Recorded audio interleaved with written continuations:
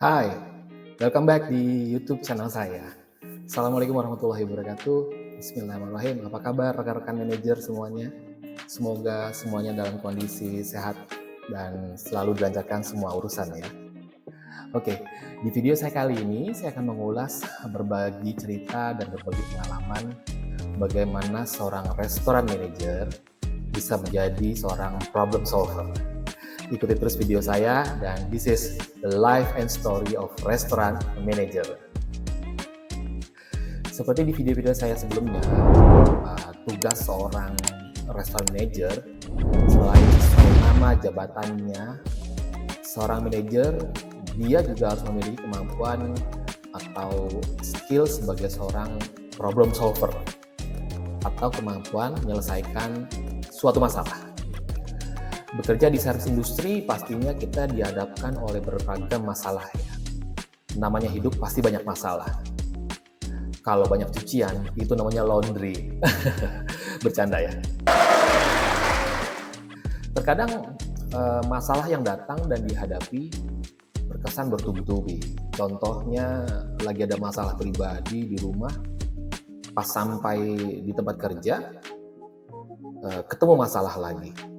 Setiap hari selalu ketemu dengan masalah baru, bikin galau dan lumayan bikin pusing kepala ya. Anyway, kembali ke awal, who we are. Sebagai seorang restaurant manager, ada yang disebut dengan manajemen skill. Ini soft skill yang harus dimiliki seorang manager.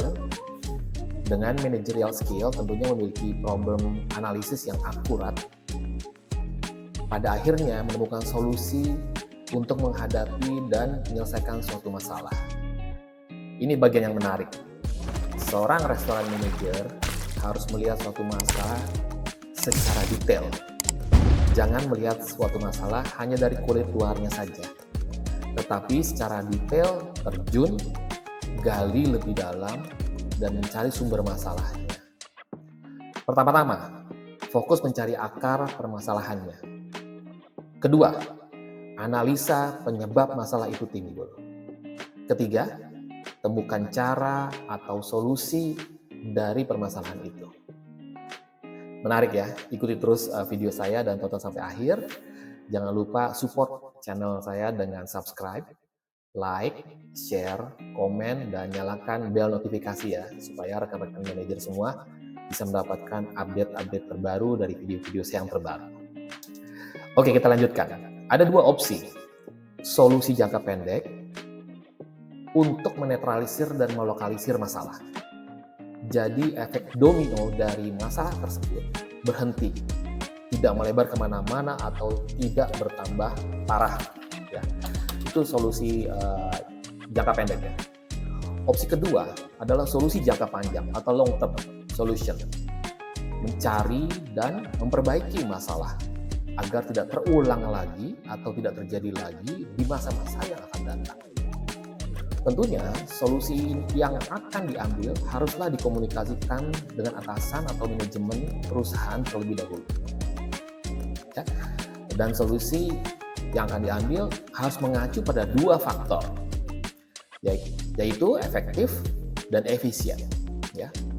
Harapan dari perusahaan tentunya problem terselesaikan secara tuntas dengan cost atau biaya seekonomis mungkin.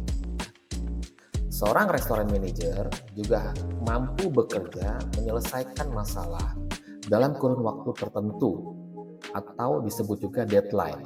Ya. Sebagai seorang profesional, restoran manager harus memiliki goal atau target yang harus dicapai.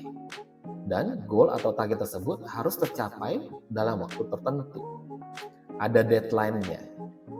Jadi, dalam menyelesaikan suatu masalah di tempat kerja, deadline sifatnya sangat penting.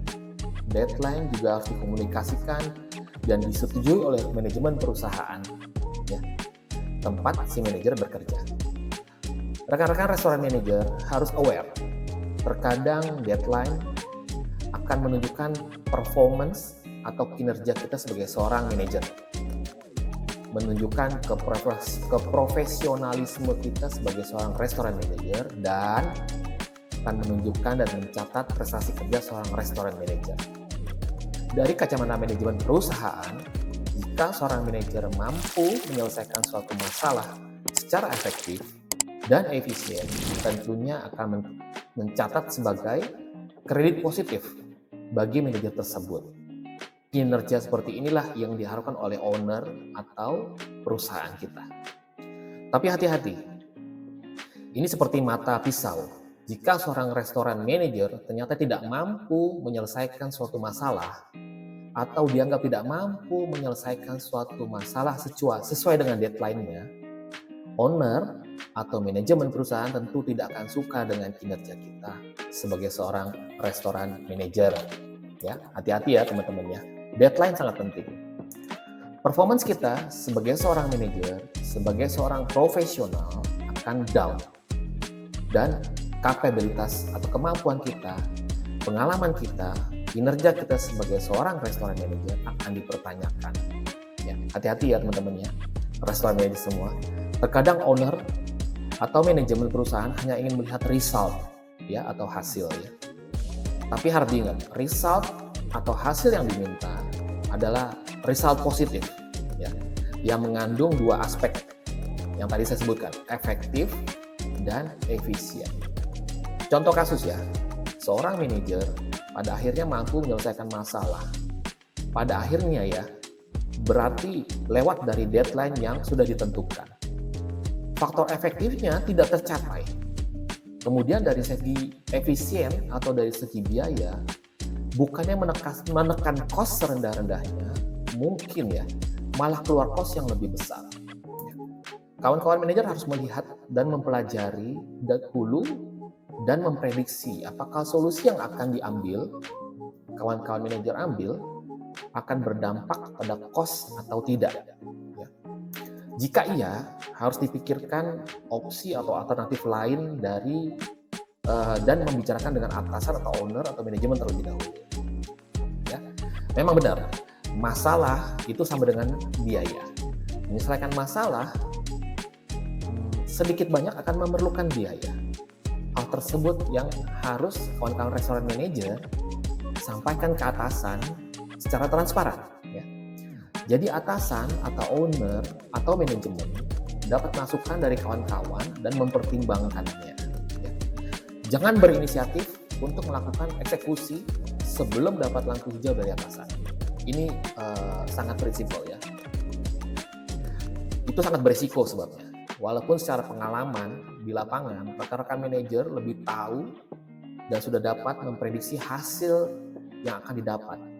Tapi tunggu approval dulu ya, tunggu approval dulu baru eksekusi. Ya. Jadi rekan-rekan manajer dapat melakukan pekerjaan dengan tenang, fokus, dan aman.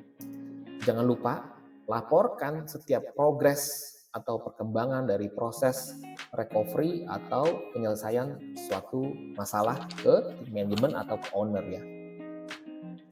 Seperti itu teman-teman, menarik ya. Oke, demikian akhir dari video saya kali ini. Semoga menambah wawasan rekan-rekan manajer ya, semuanya. Intinya adalah persiapkan segala sesuatu agar terhindar dari masalah yang akan timbul. Berikutnya, identifikasi atau kenali hambatan dan kendala yang mungkin akan terjadi. Dan jika memang terjadi masalah, laporkan dan diskusikan secara transparan, jujur kepada atasan.